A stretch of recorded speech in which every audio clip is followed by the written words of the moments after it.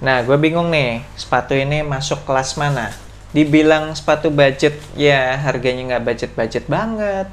Tapi dibilang sepatu signature juga bukan. Si Stephen Curry nggak pernah pakai sepatu ini, tapi sih, uh, keren sih ini.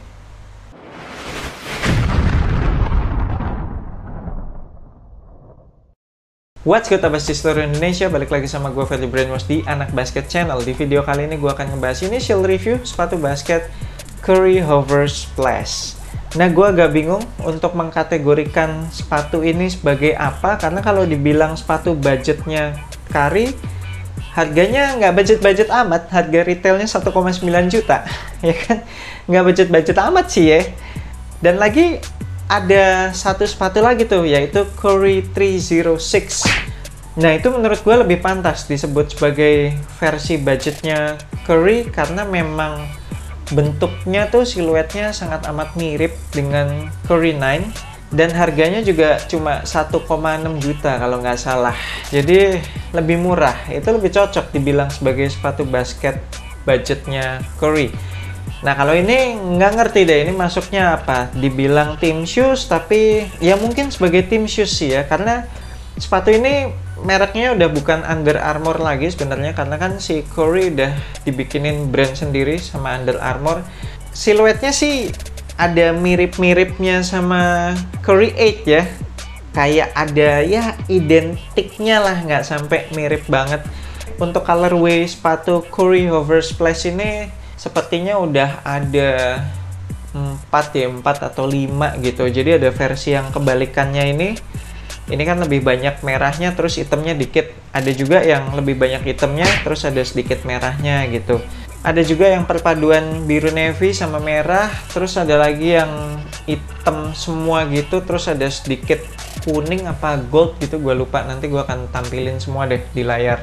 Nah, untuk colorway yang gue pegang ini kayaknya sekarang udah nggak ada deh, udah jarang gue ngeliat di websitenya Under Armour juga udah nggak ada. Karena gue sebenarnya beli sepatu ini udah lama sih, waktu itu masih banyak nih colorway yang merah ini. Cuma karena ada sepatu basket baru yang masuk, yang lebih menarik untuk direview atau yang perlu darurat review istilahnya, jadi nih sepatu kepending terus sampai sekarang, sampai akhirnya colorway ini udah habis, nggak ada lagi. Oke lah, mari kita bahas material sama fitur-fitur apa aja yang ada di sepatu ini. Kita mulai dari outsole. Outsole-nya pakai bahan solid rubber, traction pattern-nya wavy gitu, terus ada banyak flex groove, ada yang horizontal, ada yang X, terus ada di bagian heel juga, meskipun gue agak bingung sih flex groove di bagian heel tuh fungsinya apa. Kemudian kalau gue dorong-dorong traction pattern-nya, kalau yang tebel sih ya berasa cukup keras sih, tapi ada traction pattern yang tipis-tipis ini berasa lembek banget. Fun fact-nya, keseluruhan outsole-nya ini, jadi bentuk outsole dan traction pattern-nya beserta flex groove-nya segala macam ini sama persis dengan sepatu Curry 305. Ngelihatnya tuh agak kampret gimana gitu ya. Ini kan sepatu lebih mahal gitu ya daripada 305, tapi setup outsole-nya sama persis gitu, rese kan. Nah, tapi kalau untuk midsole-nya mungkin ini yang bikin beda dan bikin sepatu ini jadi lebih mahal daripada 305, karena kalau midsole-nya 305 itu pakai teknologi cushioning Micro G, sedangkan di sepatu ini pakai teknologi cushioning hover. Jadi cushioning hover ini sama dengan yang ada di sepatunya Embiid One, sepatu signature-nya Joel Embiid. So, harusnya secara cushioning ini bakalan mantep sih, karena biasanya feels-nya cushioning hover tuh bouncy dan responsif, menyenangkan sekali lah cushioning hover tuh.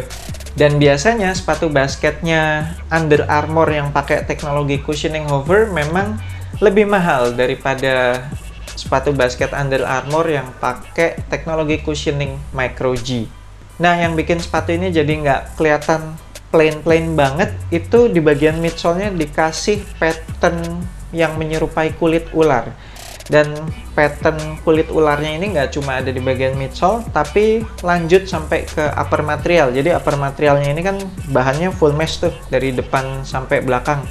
double layered mesh sih lebih tepatnya. Jadi kelihatan tuh di bagian bawahnya itu ada open shell mesh yang bolongannya gede-gede. Terus di bagian atasnya ada screen mesh-nya lagi. Kemudian ada fuse overlay, dan fuse overlay-nya ini juga dikasih pattern yang menyerupai kulit ular. Menurut gue pattern kulit ularnya ini keren banget sih, jadi kayak ngasih dimensi lah ke siluet sepatu ini. Nah, yang bikin gue agak khawatir, ini upper material mesh-nya kok berasa tipis terus lentur banget ya.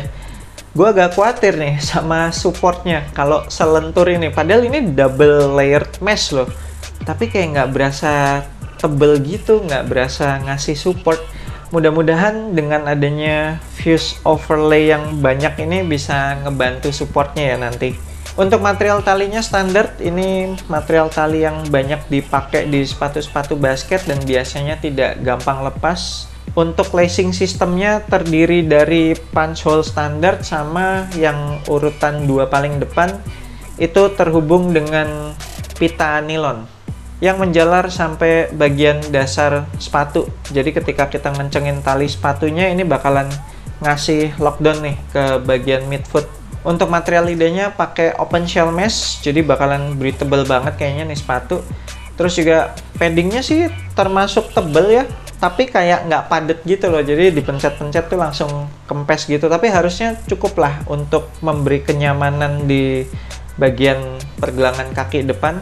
Kemudian di bagian depan lidahnya itu ada semacam bahan rubber bentuknya lingkaran, dan di dalam lingkarannya itu ada logonya Curry sama ada tulisan I can do all things diulang 3 kali gitu mengelilingi logo Curry-nya. Untuk padded collarnya, wah ini mantap sih, padded collarnya tebel dan cukup padat. Udah gitu di bagian luarnya kayak dikasih extra ankle pods gitu, extra padding. Untuk insole-nya coba ya, bisa dilepas nggak ya? Wah, dilem abas kalian nggak bisa. Tapi kalau gua tarik dikit, ya ini sih cuma Ortholet insole standar lah, nothing special. Ada tulisan Curry di insole-nya. Kemudian di bagian heel, tentu saja ada internal TPU heel counter. Lebarnya cukup oke, kerasnya juga oke. Ketinggian juga sepertinya juga oke sih, cukup. Oh ya, untuk bagian telapak kaki sepertinya ada shank plate-nya sih. Susah dipelintirnya. Jadi torsional support aman. Yang gue agak kurang happy itu ngelihat detailing branding Curry-nya sih. Jadi kayak logo-logo Curry-nya itu cuma sablonan semua gitu loh. Itu doang sih. Tapi so far kalau ngelihat keseluruhan siluetnya sih tetap asik. Dan menurut gue masih oke lah ya buat casual. Masih enak sih dilihatnya, nggak kelihatan bulky juga, nggak kelihatan basket banget gitu. Apalagi material uppernya mesh semua gitu kan ya, jadi bakalan breathable, bakalan nyaman untuk dipakai casual seharian.